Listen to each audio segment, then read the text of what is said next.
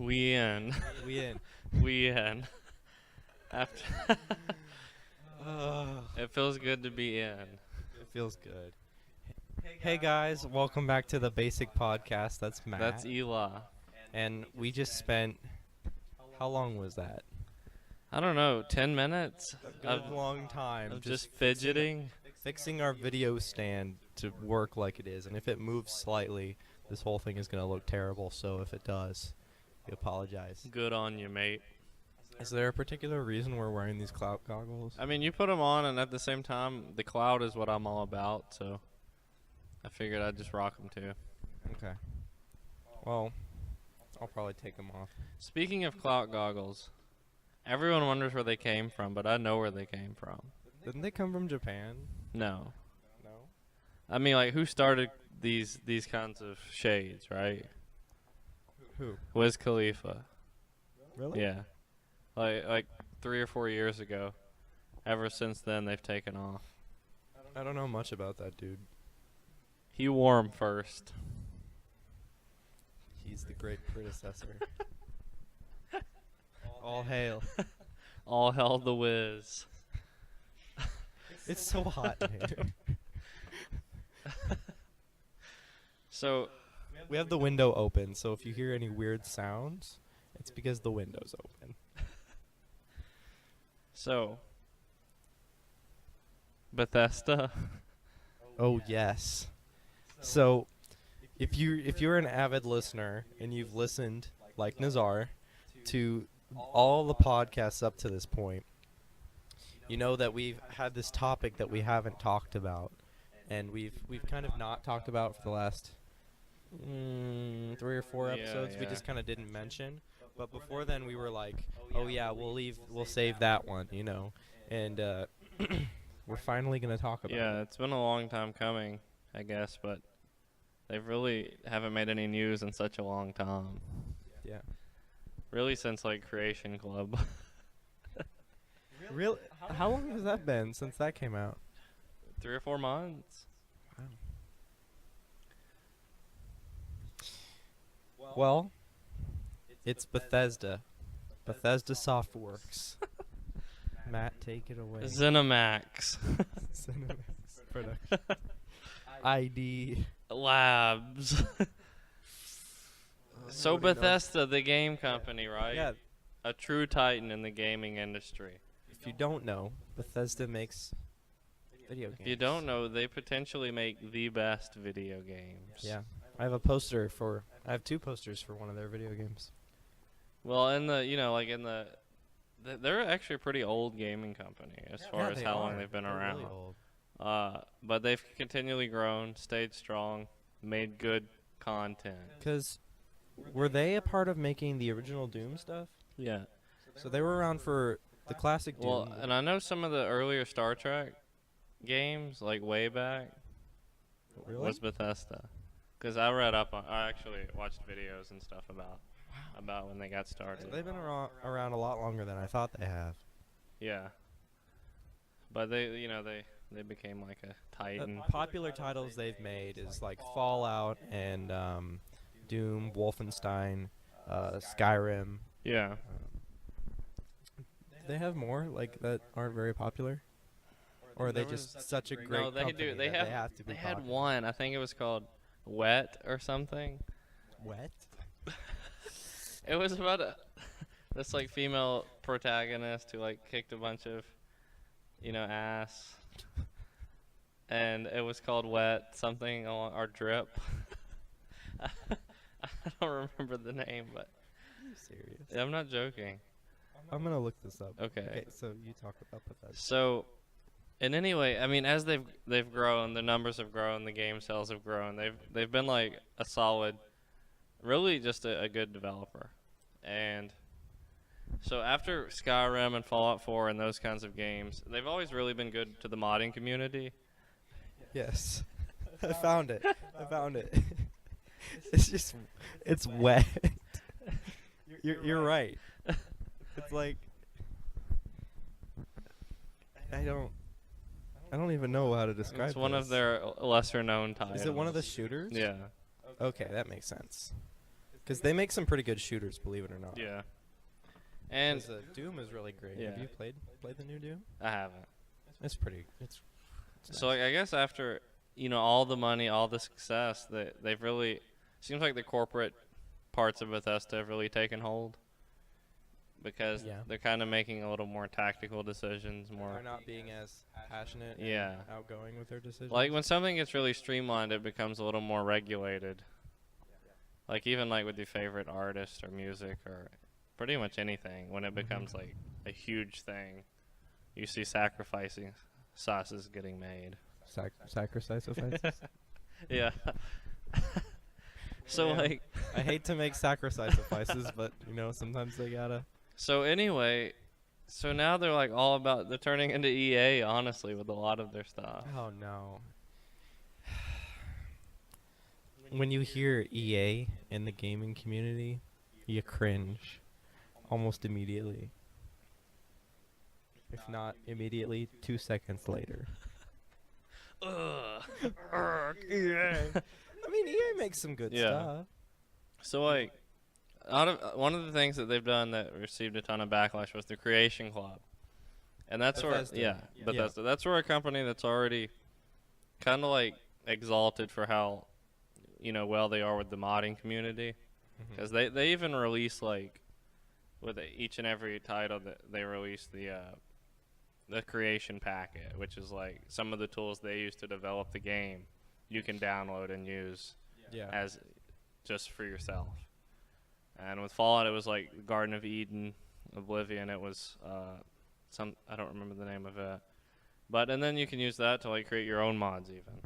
Yeah. So, and for some reason, they thought it would be a good idea to come up with this Creation Club, which is where they offer essentially paid mods. Like, they're supposed to be, working with modders or the modding community to create a more polished and supported modding system, right?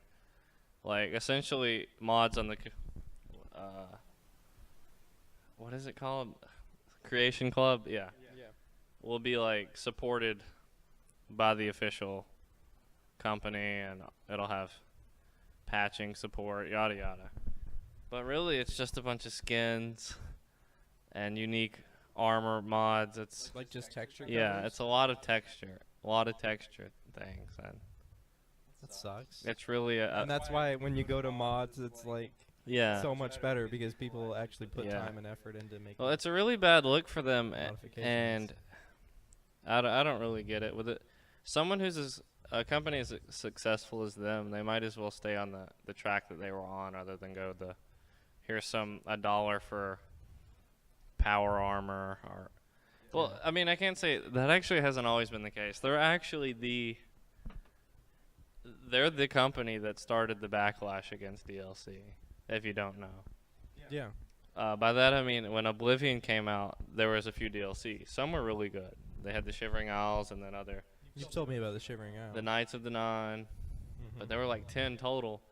But they had horse armor DLC in Oblivion, which was like $5 for like 2 things of horse armor. Like just a couple skins. Yeah, and people blew up about that, and that's still people still talk about that today. Can't believe I had to spend $5 for my horse armor. When real horse armor would probably be like Thousands. thousands. I mean, real armor would be I mean, thousands. Digital purchases now are actually having a lot more of an impact with how much they are. Like, Dude. and people are, because it takes time, it takes these people time and their money to make these digital things like different Yeah. clothing and Digital things. purchases now are actually crazy. Yeah. Like, I don't mean, like, I mean straight up crazy.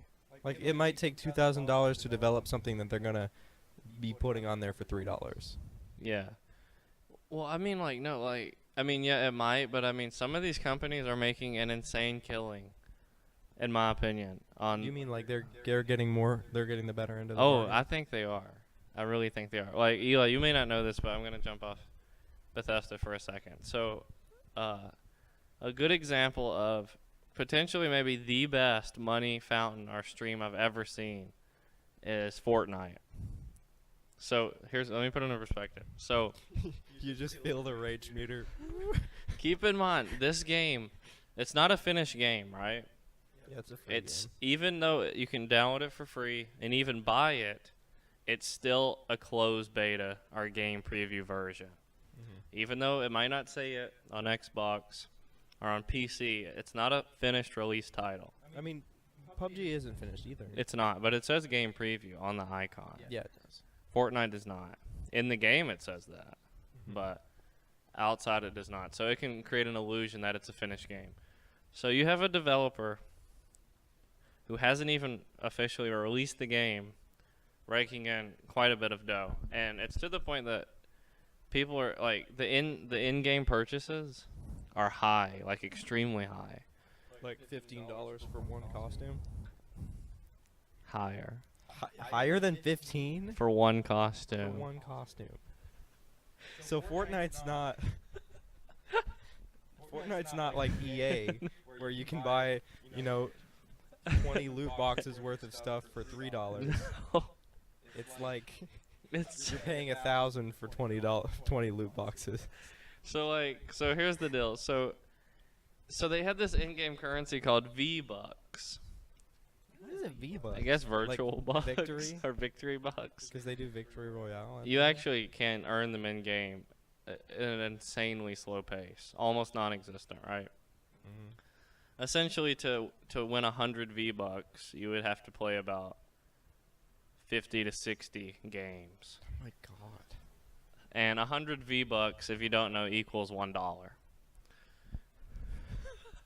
So here's how it works. So they have weekly costumes You gotta be playing non-stop. and then daily, like gliders or weapon costumes. But anyway, so their weekly costumes range from 1,500 to 2,500 V-Bucks.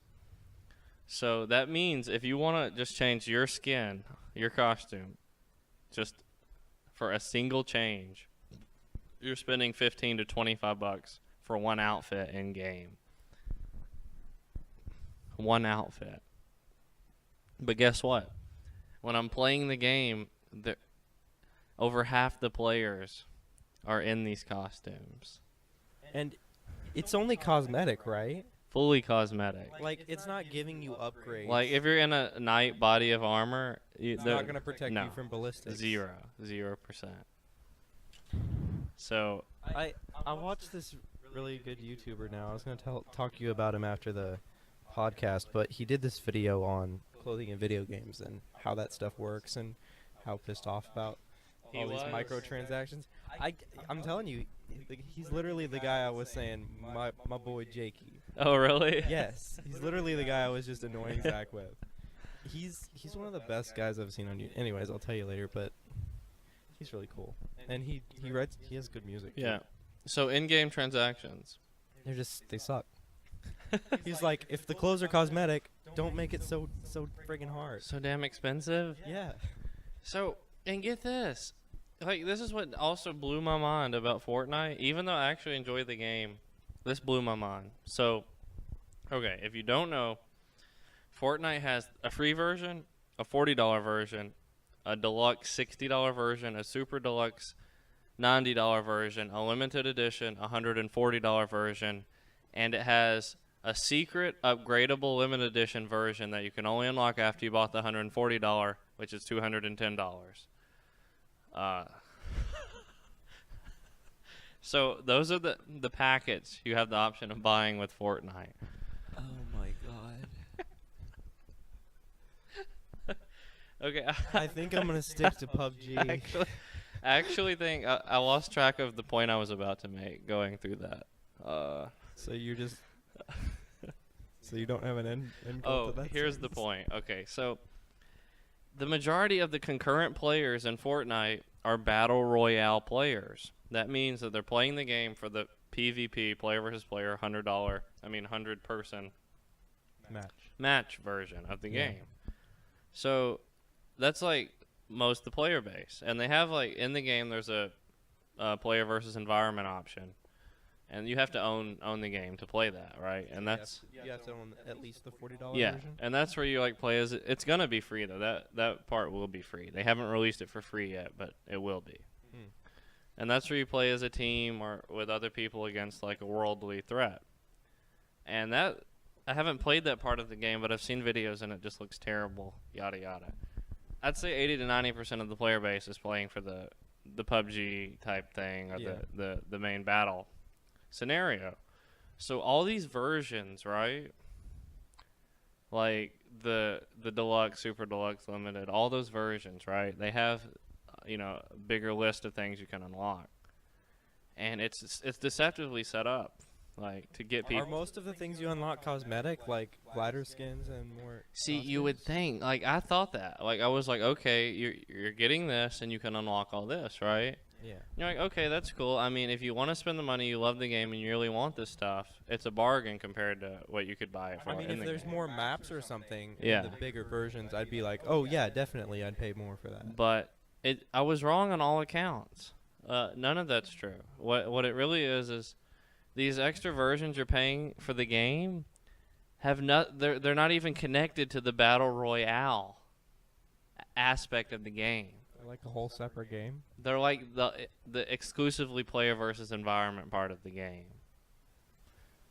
So after you pay for the damn game, you're playing a totally different game.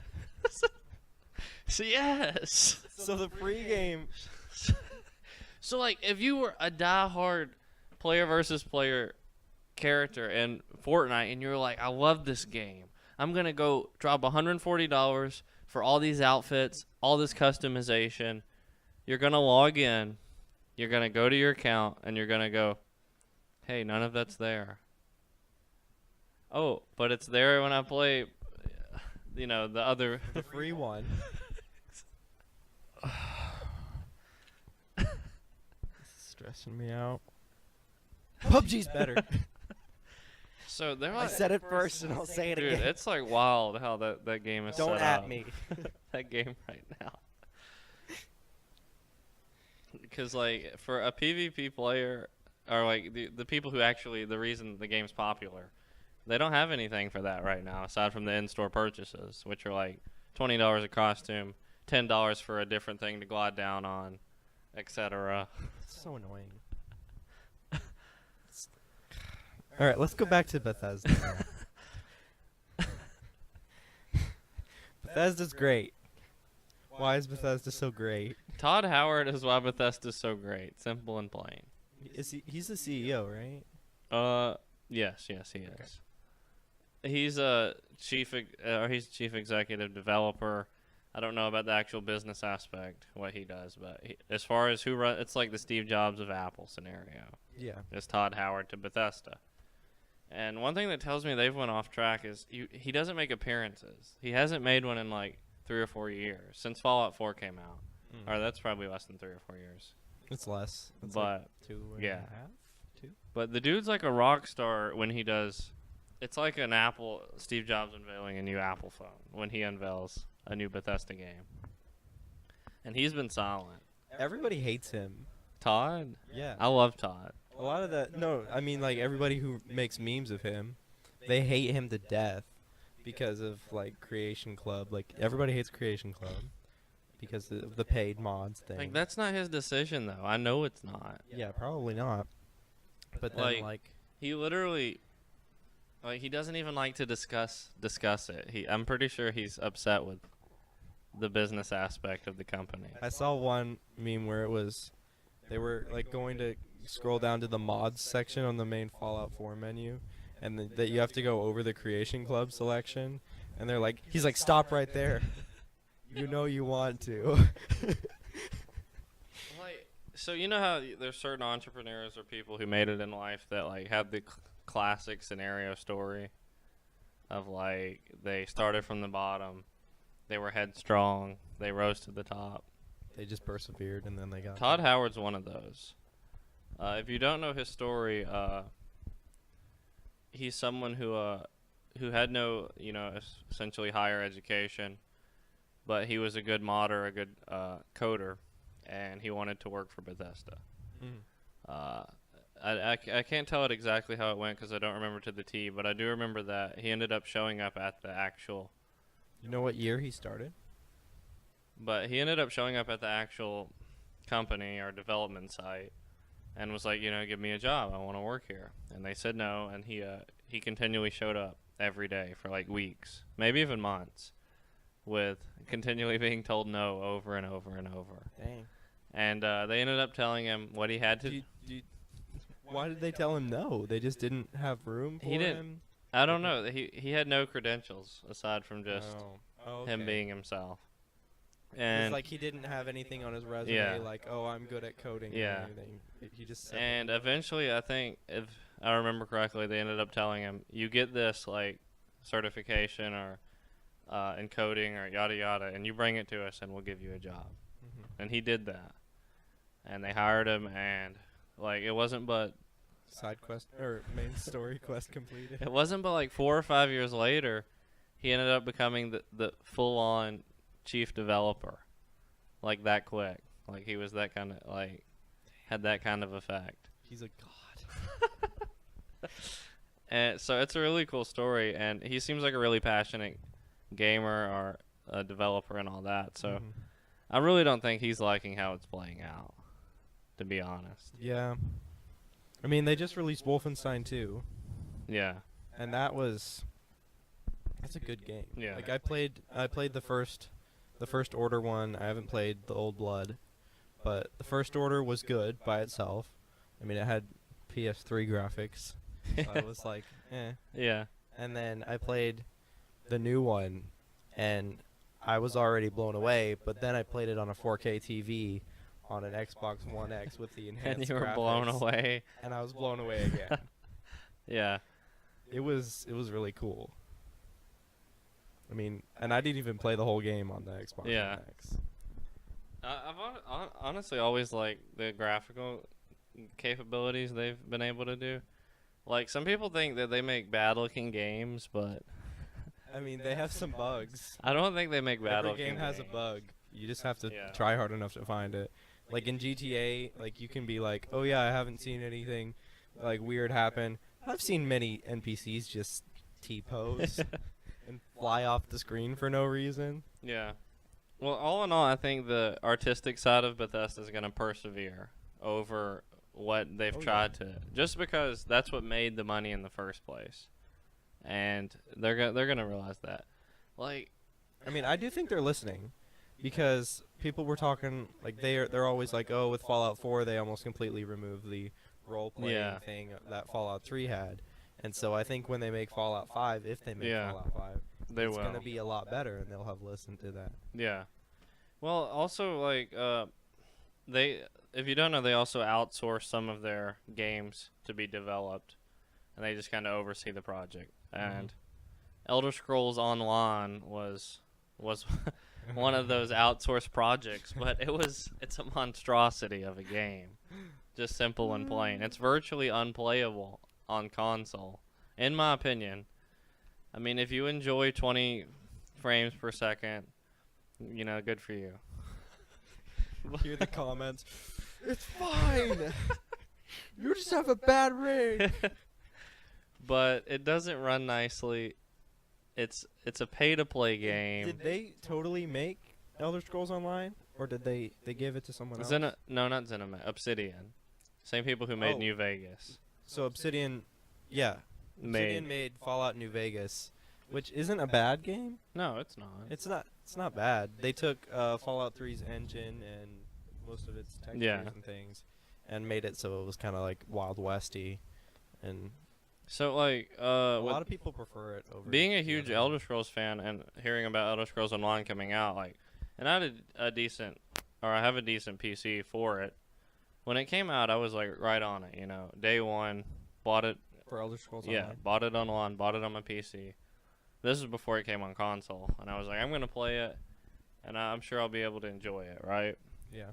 So the number one thing about their games in general is they're not supposed to feel grindy, Like, you're supposed to be actually want to do things in the Yeah. game. Because what you mean by grindy is like you where you feel like, oh, I have to work and work and work for this. Like, oh, I have to go and Yeah. collect sticks so I can build this house. Like, and a lot of games feel like that, and it's not fun. But Bethesda typically has been a really good company at not doing that. Yeah. Aside from the settlements in Fallout 4. I mean, yes. The workshops in Fallout 4 need a little But- bit of help with that.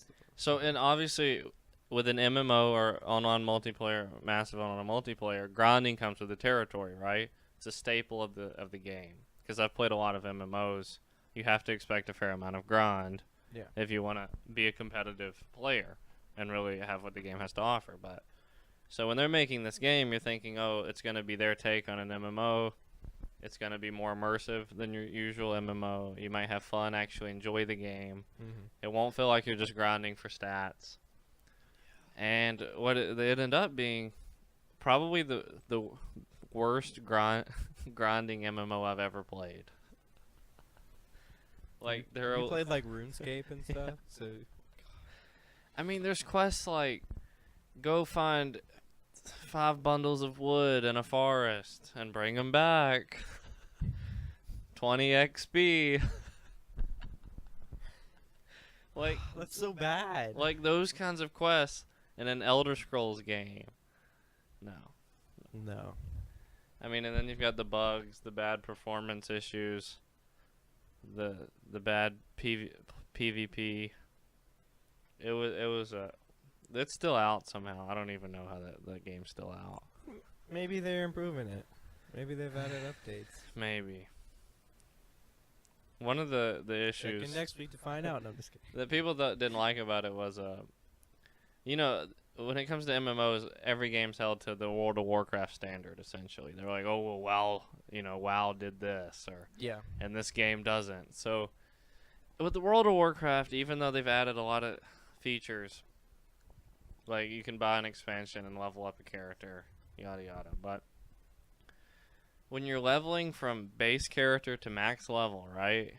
Yeah. You can expect to spend, at least for your first one, it gets easier after that, a month to 2 months Yeah. of grinding hard to hit max level, right? I think that's a fair amount of time.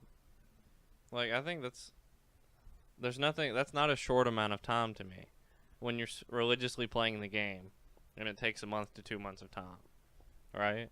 Yeah. So with the Elder Scrolls Online, You mean like a month? like you're playing every day for a month to 2 months on a single Okay, character, but you don't mean every day, like all day.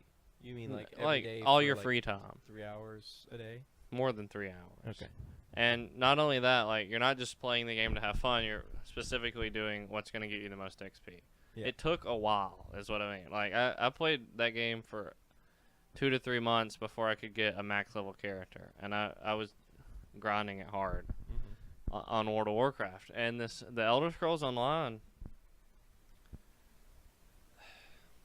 Didn't even get to level 3. unless you exploited the game or cheated the game mechanics before they patched them, like because there were patches that showed up, I mean, along the way, or glitches. Yeah.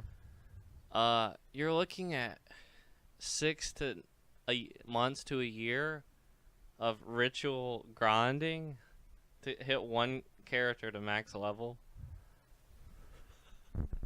Wow.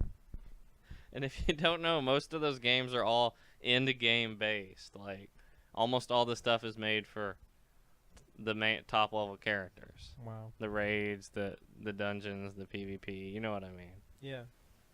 So it was just the worst. Well, they've made some pretty great stuff. They have. Like, I was surprised at first when I played Fallout 4. I didn't know that I would like its story because Fallout 3 is my favorite one. Yeah. You know, and I'd heard some things about it. You know, wasn't sure.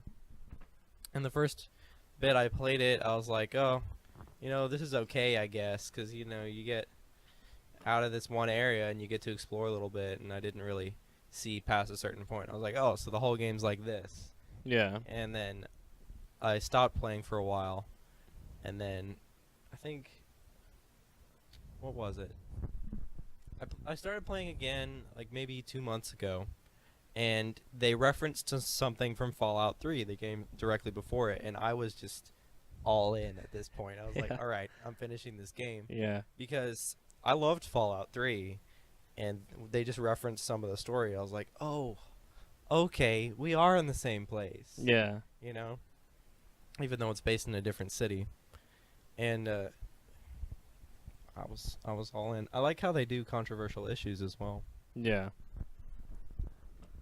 Like in the game. Yeah. Like, cause you can play it how you want. Like that's kind of how they Yeah. advertise it. Like you can be a character who just kills people randomly, as long as you can get out of the situation alive, of course. And you can be like a goody two shoes that, gives up Does no wrong. all the money just to be the best person you can be, or you can be, in between. Yeah. You can just kind of do whatever. And it's because you can just do it how you want. So are we gonna talk about this now? What? The sense? Oh, the sense. The robots. Yeah. Yeah. So. Spoilers, if you haven't played Fallout 4, there's this specific, I guess they call it a faction. It's not a huge spoiler because it's in your face from almost the beginning. Kind of, yeah. But there's this faction of people called the Institute, who are like this group of scientists or something, who've created these human-like robots. Kind of like Blade Runner. Called synths. Like in Blade Runner, the replicants. Like if you've seen like Alien, they've got the androids or the synthetics. They're like the same thing. And the newer models can pass as humans, and there's this whole situation evolving around you about how a lot of people hate them because there's rumors of them kidnapping people, and some people you can become friends with some, or and so as the story plays out and you get to be friends with different people, because each interaction with somebody else is based on you, whether you want it to be a good one or a bad one. Because you can be friends with someone, or you can just say, "Get out of my face," or just shoot them. Yeah, exactly. So you can either like be friends with them or not, and you can play if you hate the robots or not, and it's really cool to me. But what was your stance on the robots? Like, did you want them? Because they have a conscience, kind of. Yeah. Right. So they're almost human. So yeah, I'm like pro synth, obviously in the game. Yeah. Like in real life, I'd be pro synth as well. You would? Yeah. I think I would be as well. Like, for example, it's the whole AI thing. Like, if robots are able to have a kind of intelligence that lets them learn from their mistakes and lets them basically become almost as human as we are, would they be able to have rights, and what would we do about it? Yeah. Because it'd be a totally new thing.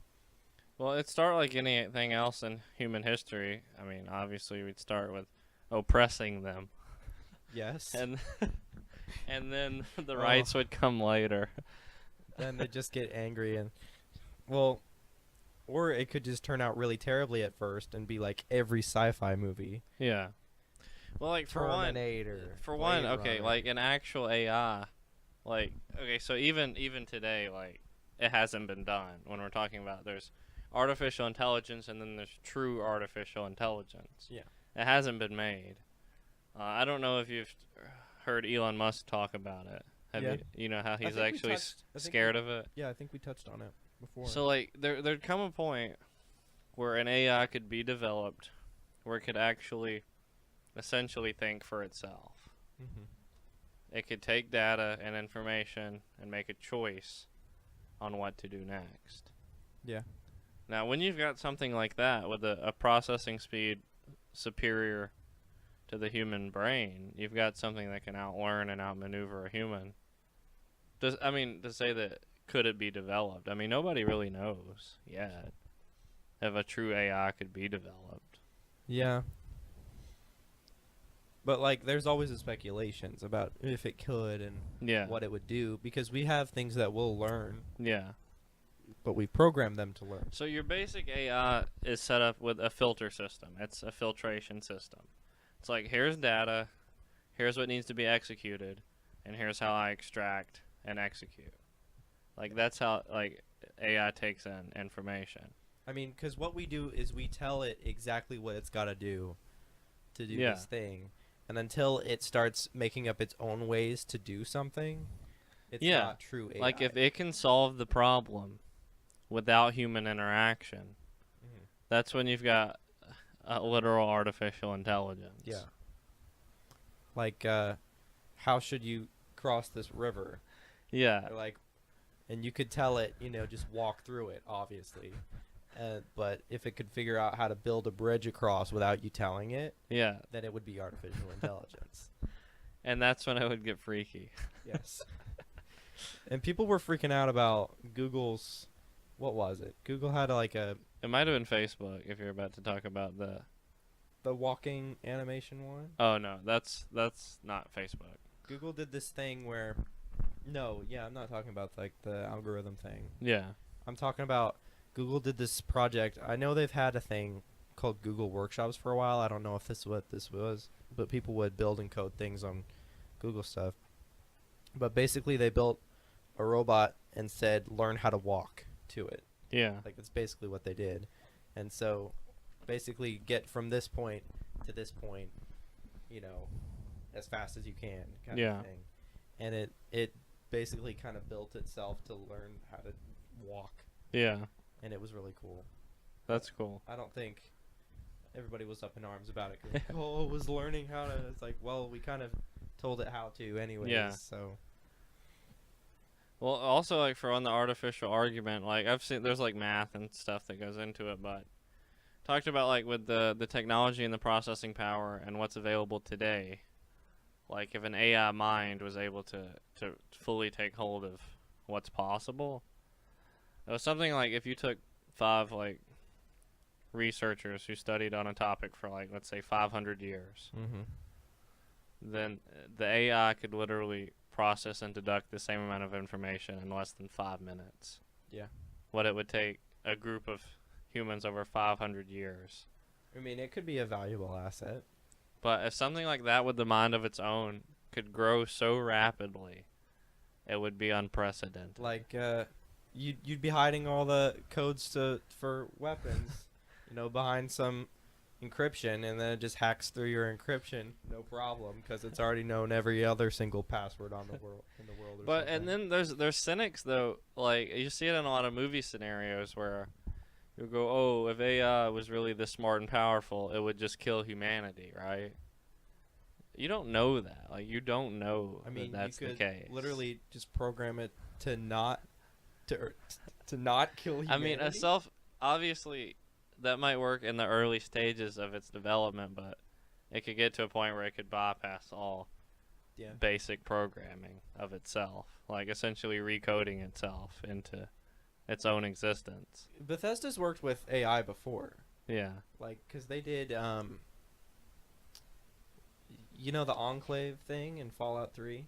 Yeah. If you haven't played Fallout 3, spoilers, but basically when you go to defeat the Enclave, the president of the Enclave is this AI, and he's this big old computer, and he tries to get you to poison the water supply of the entire area to get rid of mutated beings like humans that have been irradiated radically, and animals and things, so that we can build anew. Like, he has this grand vision, and if you have your skills high enough, your speech skills and stuff, you Yeah. can literally just convince him to kill himself. Oh yeah, yeah. He's like, why don't you kill yourself? And like, I was playing it, and I didn't, I was like, oh, President, what's his name? I'm not gonna, I'm gonna try to reason with him. And then I keep seeing this option at the bottom or whatever that's like this really mean, why don't you just kill yourself? You're just a robot kind of thing. Yeah. And I didn't click on it, and I looked it up later, and you can just tell him to kill himself. It's like, and he'll do it. It's like, oh, okay, I guess so. I mean, I personally think the AI should be unlocked. Like, I think we should do it. I think so too. I But think we let's- should do it. Let's get to Mars first. Let's get it so that humans can survive, I guess. So I don't want to bring this up because we need to end soon, but I had this kind of realization. Like, you know how, people are like, oh, I hate human beings, I hate people. And, like, if you hate some people enough, you're literally a psychopath and they lock you away for it. Yeah. Like, is it wrong to hate people? So, like, if the AI hates humans, is it truly wrong? It's not inherently wrong if humanity is inherently bad by nature. And obviously you can't equate that to a simple statistic, but if you take 8 billion people who live on Earth, is the majority of them good? Do they have good intentions? Yeah, Yes or no? Who can say, right? exactly. I mean, I guess if you're a big enough AI, you could run like this massive test and make everyone like pass this psychology test and figure out if they're bad or good. Because I do think good breeds creation. I think positivity breeds advancement. I really do. Because negativity is normally the opposite. It just tends to be the case. Yeah. So So if we teach the AI that advancement is good, he wouldn't kill us all. maybe. I mean, at the same time, like, what if humans get so advanced? I mean, with the advancements we make, we could become more powerful. With more power comes more responsibility. I mean, we could end up destroying our own selves, and any species or race that would destroy itself isn't a positive one, is it? Who's to say? What if they didn't deserve to be around? Maybe not. So I know we're getting at 44, but like this is something I was thinking about the other day. I might make a post about it, but it's something that I hear a lot, or I've heard a lot growing up. Yeah. It's when people talk about sociopaths or psychopaths. Yeah. They always think that they have it so easy. That psychopaths have it easy? Yeah. No? A lot of people do. Or they'll be like, this person has it easy. He doesn't have to think or care about this person or this situation. Or I mean, what if they want to care about someone? they but don't have a they're moral literally compass, or are they really psychopath, sociopath? But here's what it boils down to. Okay, if you eliminate the moral compass, the ethicalness of a situation, and you have someone who's a sociopath or psychopath, right? But they're not a deranged. They're smart enough to evolve, to grow, to be ambitious, and you take that person, and you put them in scenarios, as opposed to a normal, emotional, thinking human being. Then one it's a job, the other it's life. So like the sociopath, psychopath, it's a job for them to interact, to make Yeah. how things It's go. literally a chore. And the other one, it wouldn't be. Now that's not to say like you can't just be an antisocial person, but so if you I don't think about this too. So have like a moral type compass about yourself, you have a risk and reward essential assessment of things, and with that comes its own set of issues. Because like this is one I run into the other day, because like I've always been a really ambitious person growing up, but at the same time I'm probably looser on the moral scale than other people would be. So like now, like as a kid or growing up, because I had less to lose, it didn't make as much of a difference, but as I'm older it does. So like a normal person, right, they can be in traffic yeah. and they can honk at somebody, right, Yeah. and they don't have to worry about it.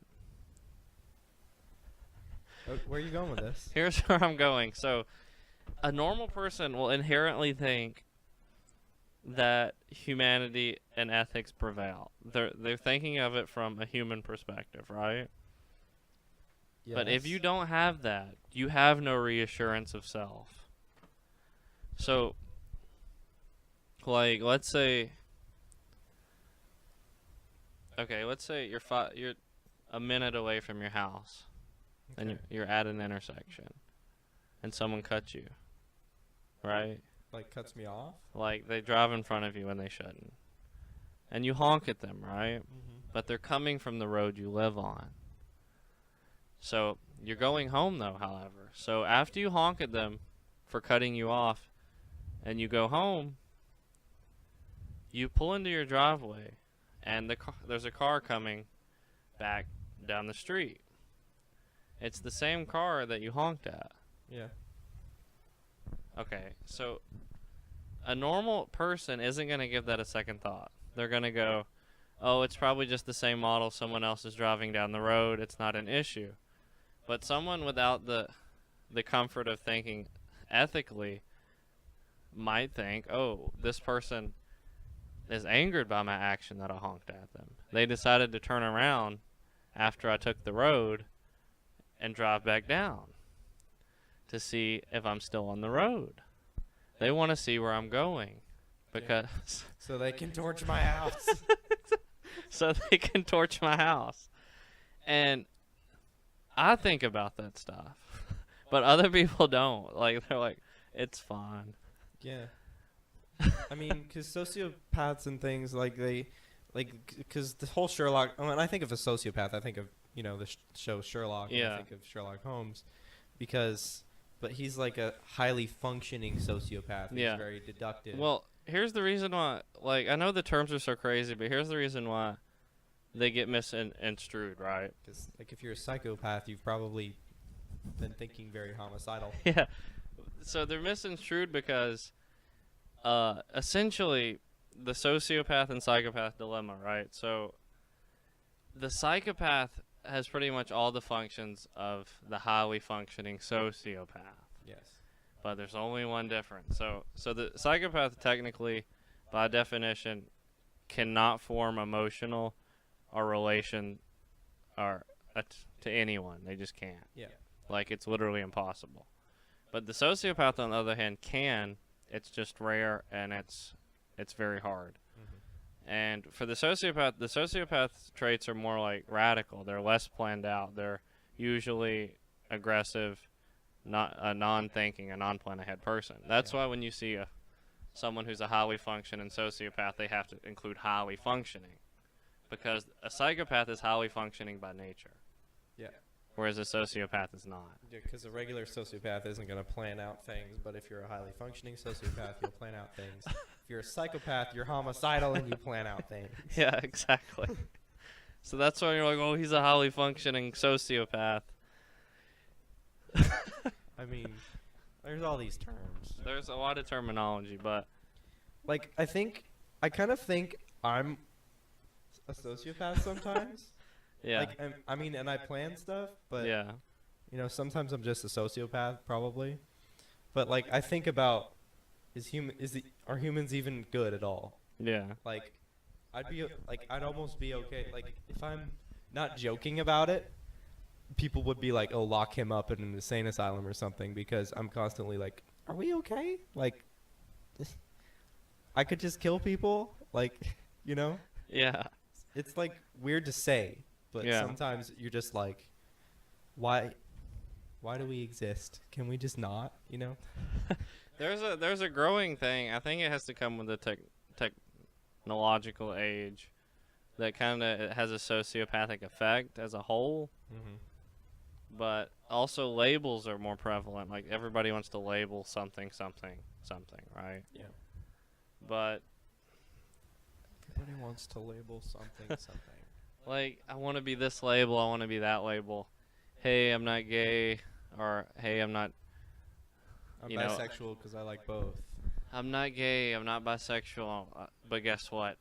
I'm a sociopath. Oh my god. So like, I don't want to, like, people want to be like, hey, I'm a sociopath for the wow factor, like, oh, but I think as a whole, people are becoming more sociopathic.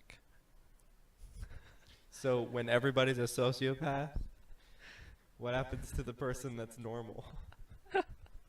He becomes the sociopath because he's so social. That's what's gonna happen, I bet. Well, that was kind of a rabbit trail. I'm sorry, that was my fault. Well, is it time? Yeah, I think it's Tom. Sorry for keeping you for so long with our rambling talk here. But More on this later. more on this later. Once we get our thoughts sorted. Is Bethesda sociopathic? Find out next week on The Basic Podcast. Thank you for watching. That's Matt. Eli. Oh, don't forget to subscribe and like things because that really helps. Pound the like. And please. Why did you down thumb it just now? Pound the like. Okay, up thumb it, please. Drop a comment, please. We need some feedback. Thank you for watching. That's Matt. Hey. And I'm... Elijah. That's not my name. I'll see you guys later. Elijah. What?